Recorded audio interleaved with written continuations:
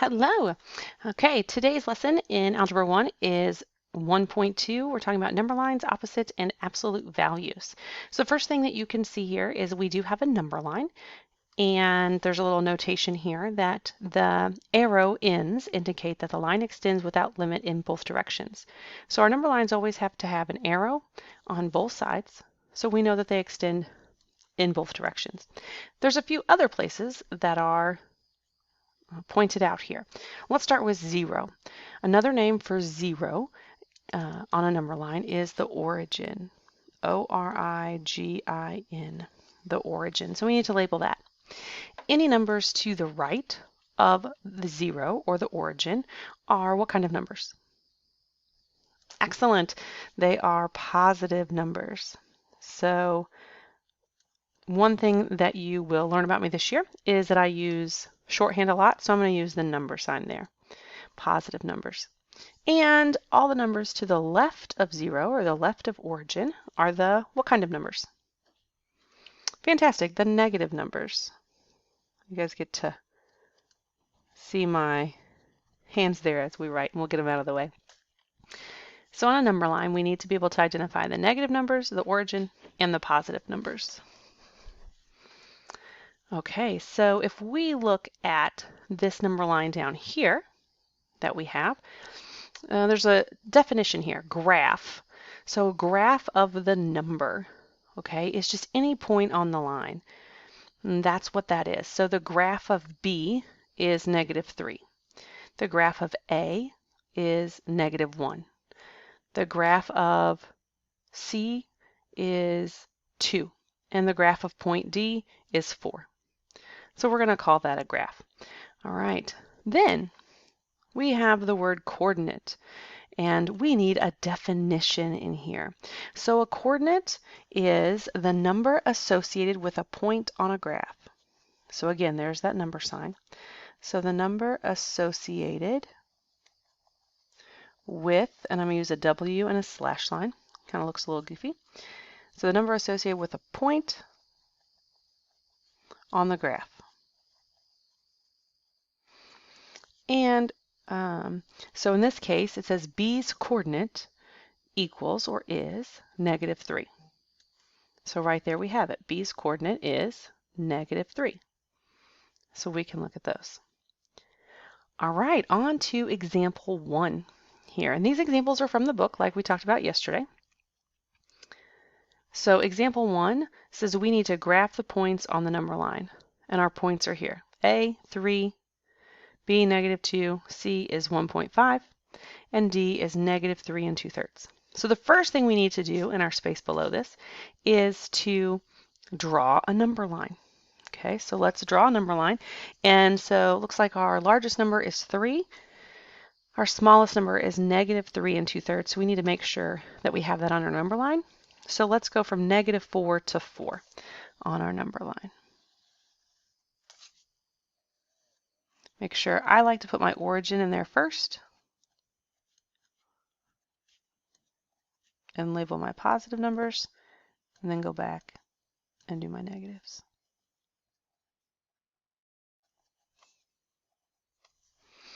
All right, so there's my number line. And so since I have point A is 3, I need to graph that. So at 3, I'm going to put my dot and label it, always label it with that capital letter A. B is -2. C is 1.5, so in between, about halfway in between 1 and 2 is point C. And D is -3 2/3. So I'm going to go 3 and 2/3 because it's closer to -4 and label that D. Perfect. Now, example 2 then says that we're going to graph on a vertical number line. It's the same thing, same concept. It's just vertical instead of horizontal. So let's see, our numbers are -0.5, 1 and 1/4, and -1.4. So if we make our number line from 2 to -2, we should be good. So we've got some space here. Let's see. So again, I start with my origin. My positive numbers are going to be above 0. Put my arrow, and my negative numbers go below 0, and I put an arrow at the end there. Okay, so negative 0.5, I'm going to drop down below 0, put my point and label that X.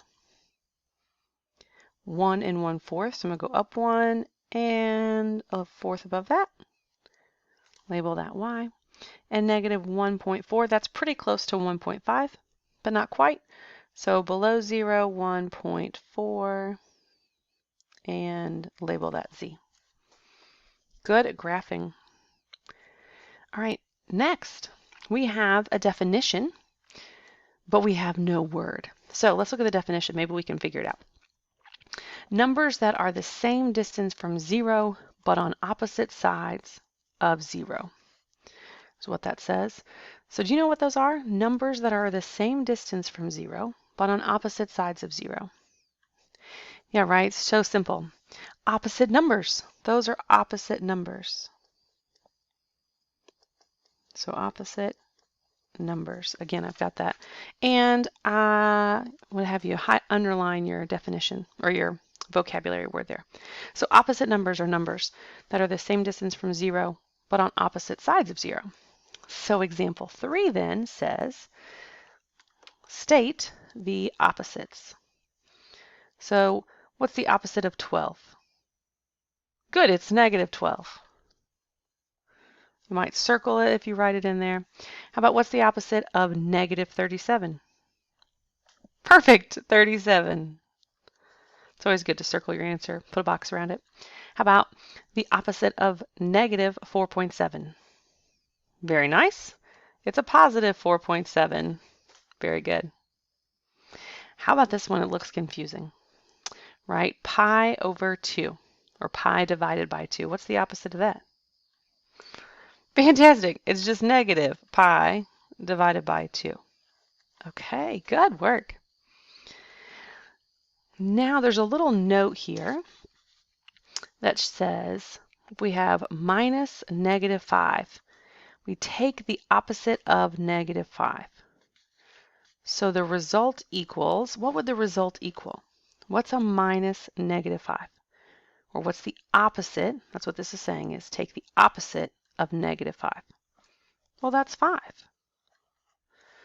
So the result is 5. So you might run them right out here, you know, like minus negative 5 equals 5.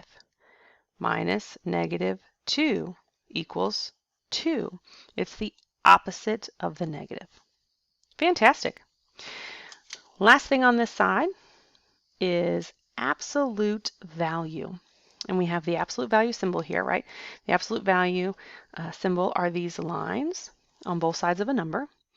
Okay, and the definition of absolute value is the number of units, or we might say the distance. So the number of units or the distance between 0, so I have BTN is between there, between 0 and a numbers graph on the number line. Sorry, I'm putting a hole in my paper here. Numbers graph on the number line. I've like maxed out my arm distance on my camera here. Sorry about that. The other thing that you need to know about absolute value, and you probably already know it, but I'm going to put a big fat star here, is absolute value. It's always positive or 0. It can be 0. But otherwise, it's always positive, or I'll put in there 0. So absolute value is always positive or 0. All right, you guys are doing fantastic. Flip over to the back of your notes there. And let's look at example 4. It says use a number line to find each absolute value. So what that looks like is, yes, you can, I'm sure you can do this in your head and you don't have to, but I want to show you what it looks like on a number line. So we have the absolute value of 4. So I would draw my number line and have 0, 1, 2, 3, 4 on it. Okay, get my arrows on there. Okay, and here's 4. And the absolute value is its distance to 0. So it's 1, 2, 3, 4 away. It is that simple. So the absolute value of 4 is 4. And we're going to do it again for the next one, the absolute value of 3. So this time it's a negative 3. Oh, I'm sorry, negative 3. So I got my negative 3 in there. And its distance, it's 1, 2, 3 places from 0. So there we have it. Sorry if you think we're rushing. I'm trying not to run out of time here on my recording. So I apologize for that. You can always pause it if you need to. All right, example 5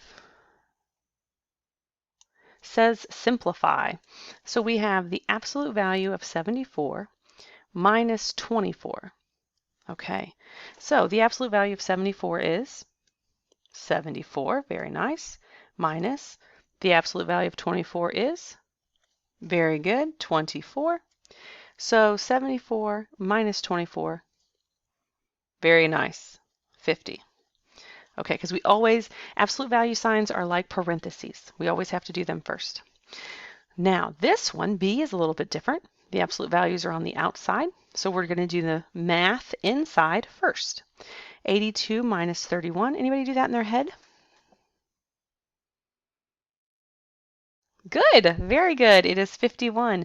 So we have the absolute value of 51 here equals, good, 51. Very nice.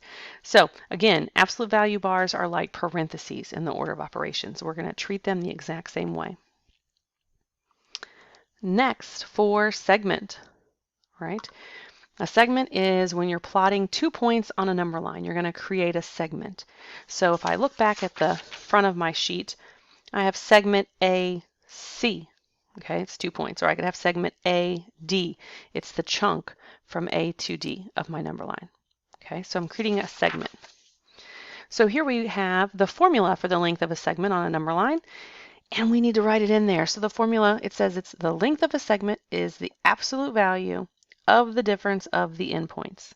So the formula is going to look like length L equals the absolute value of B minus A. Okay, there's your formula for a length. So if we extend that down to this number line here, right, we have A and B. We want to find the length of those.